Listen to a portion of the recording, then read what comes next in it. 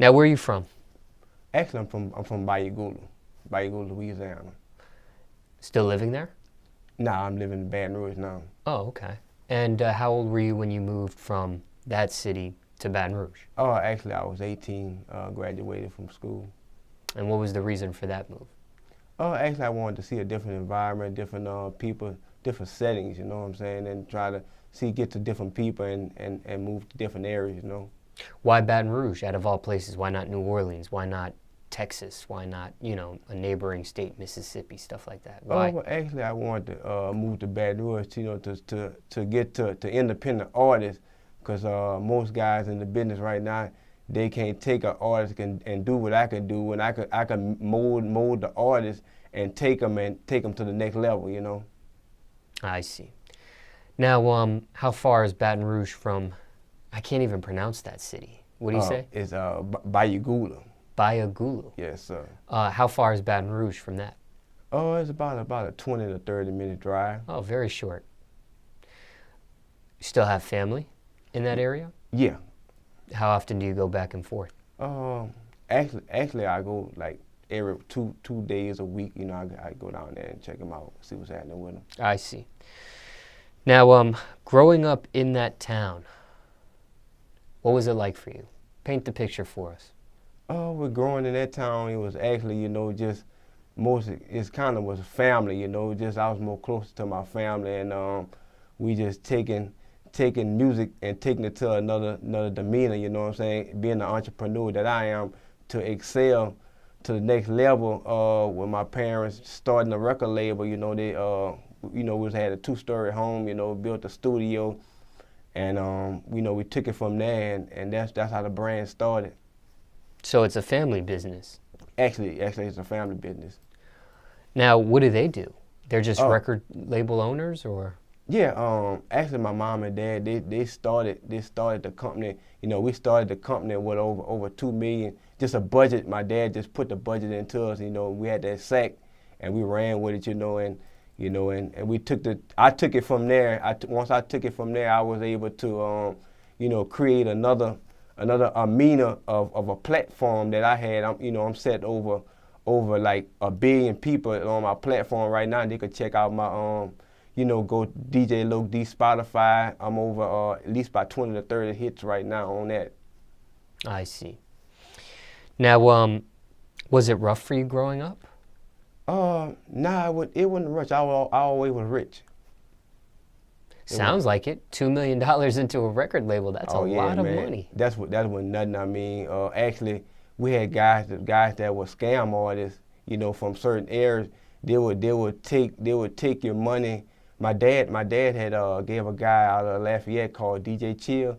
He gave him $1,000, man. That shit was so funny, man. He took the $1,000, said that he was gonna go to a DJ, and my dad said, well, look, go down there and check that market out to see if he really playing the record. Man, now I went and got me a drink. I got me another drink, and so I walked to the DJ booth, and Dobie D said he never received no funds. I think that's really scam artists, and I don't really deal with those guys in the business no more. And I hate to really put guys' name out there like that, but it has to stop. You know what I'm saying? But really, I ain't really tripping. Really and truly, we had a budget we was gonna put out at that time in that area. Over 360,000 we was gonna put in those guys' hands just to flood that area out. But we seen how scam artists they was pushing guys. So I tell any guys that's in that area, don't believe in what you hear. Now, growing up rich, were you spoiled?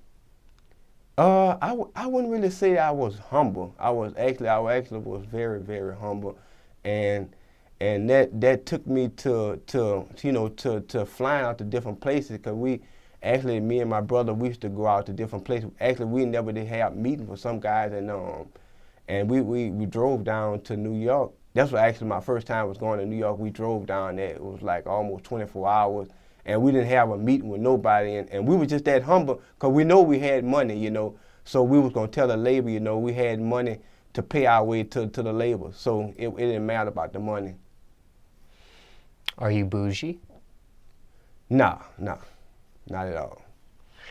Now, okay, what was it like for you growing up in school as a student? What type of student were you in school? Actually, my grades was pretty good. My grade was good. I was like a 2.8 student, but actually, the teacher used to wonder, because I used to pull in the driveway with a Jaguar in the parking lot, and she was like, "Wow, this guy can't be really passing his grades like that, because man, he in and out of here. It's something up with that." Ever pay kids to do your homework? Uh, Actually, yeah, I used to do that all the time. I used to do that all the time. They actually didn't know the sack was gonna be there, so they did it. So they'll do it before I even ask them, and they know their money would be right there for them.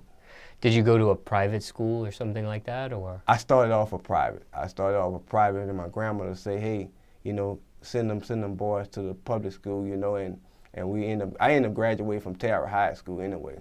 And that's a public school? Or private? Yes, that's a public school. Okay, public school.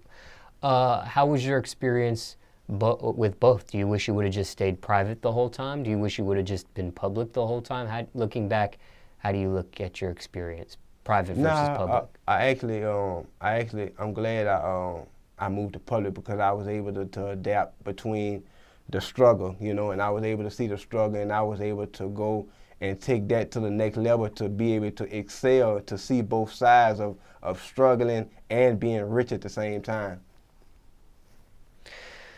Now, you graduated high school? Yeah, in '98. And tried college? Yeah, I did 3 years of college. Why not 4? Why not Well, finish it? You're so actually, close. I got into some legal problems at that school. Man, I was like, we was pulling all kind of whips and bins and jags and Hummers, stretch Hummers, and man, it was crazy. And actually, we was pushing the album at that time, Josephine Johnny, and they was like, man, ain't no way in the world these guys passing, to be able to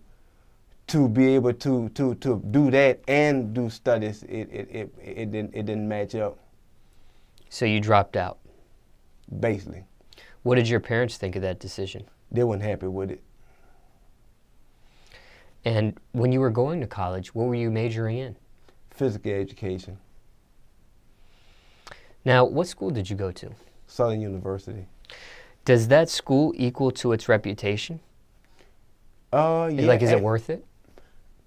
Nah, if I had to go to school again, I think I would go to a bigger college. I think Xavier, one of those colleges. Why?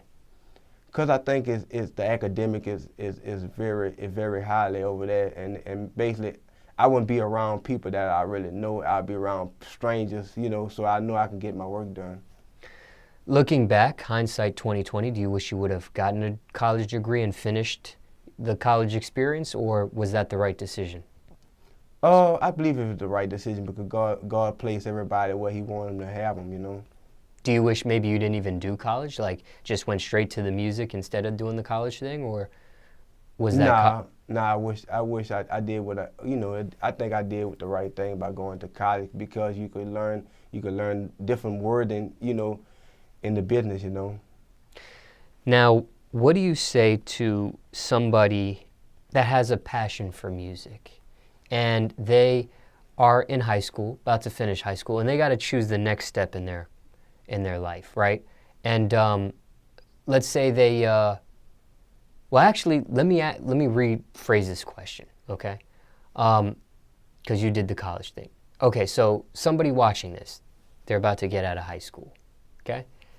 And there's different options. Some people say you need college. Some people say you don't need college. Some people say a trade school. Some people go to college, drop out like you did, or drop out like Bill Gates or Kanye West did, and they become successful anyways without college, right? Right. And then other people, they go to college, get a degree, but don't end up doing what they got their degree in. They choose a different path or a different career choice in their life. What do you say to somebody getting out of high school, thinking about the next step in their life? What do you tell that person? I would tell them to keep pushing, and praying to God that God would open the doors for them to excel, to take it to the next level. And one thing about it, what they don't have to do, listen to your friends. Don't ever listen to the enemy, because the enemy they're gonna tell you you can't do it. It don't sound right. You just keep pushing, and I will never stay locally. Always move further outside your range. Okay.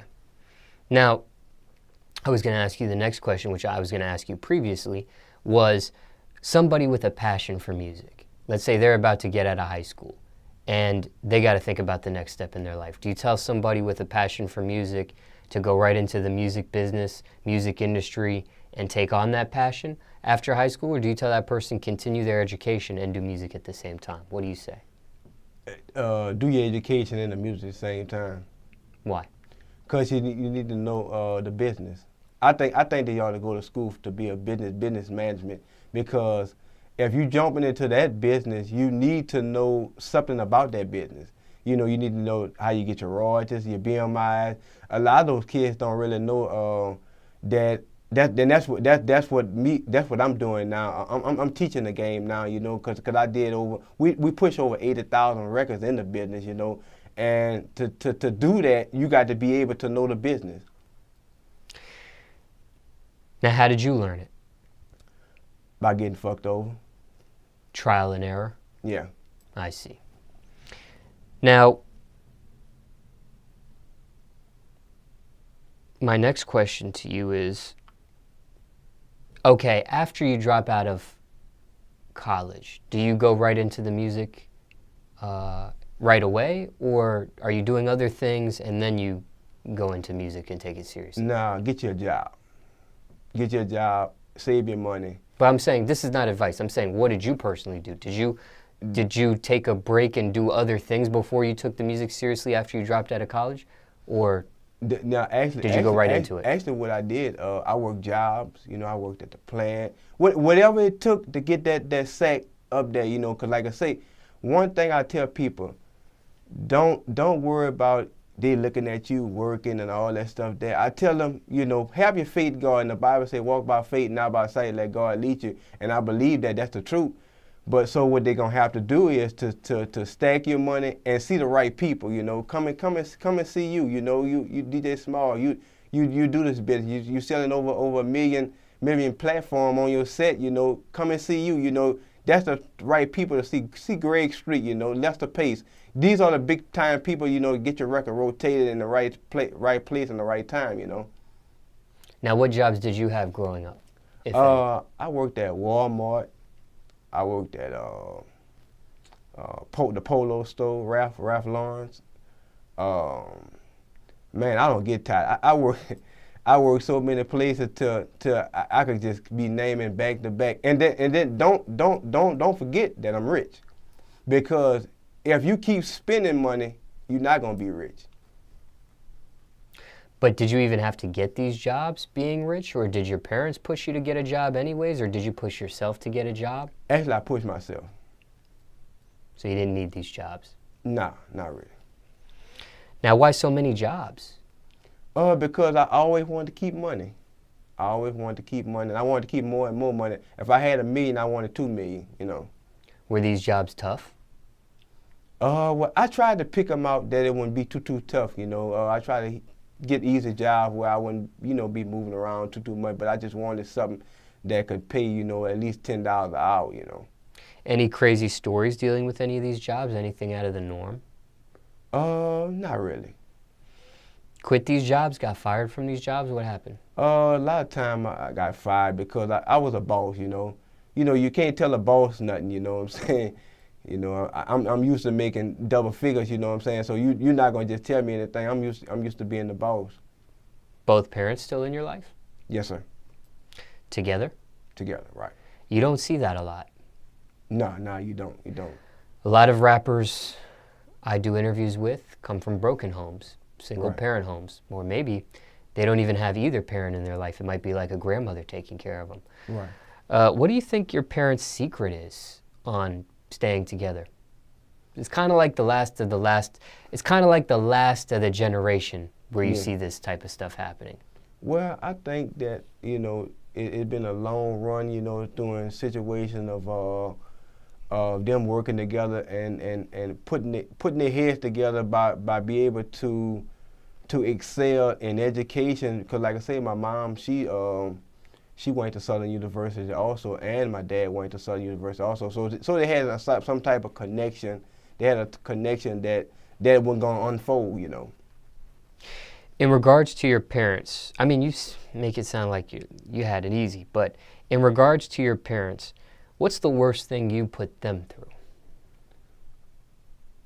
Fucking with the wrong people.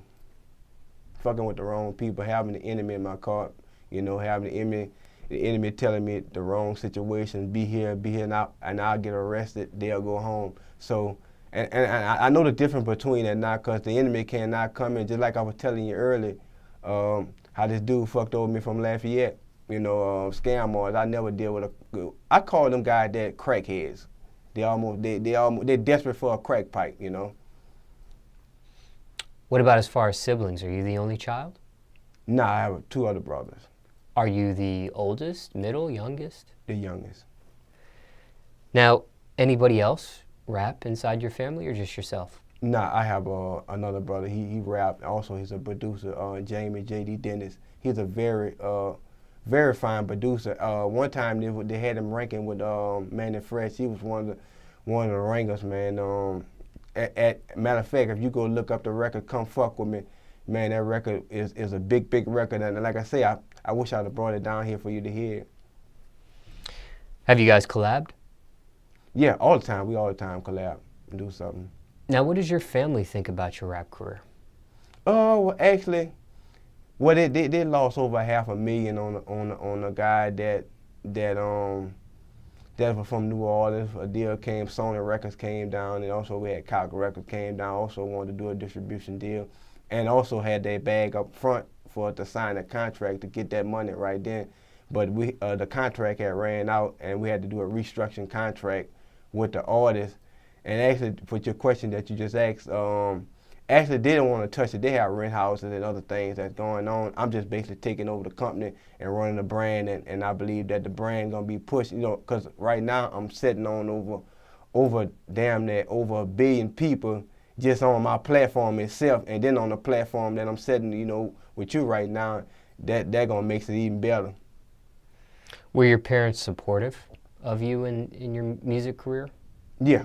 Right away, or did they have to warm up to it?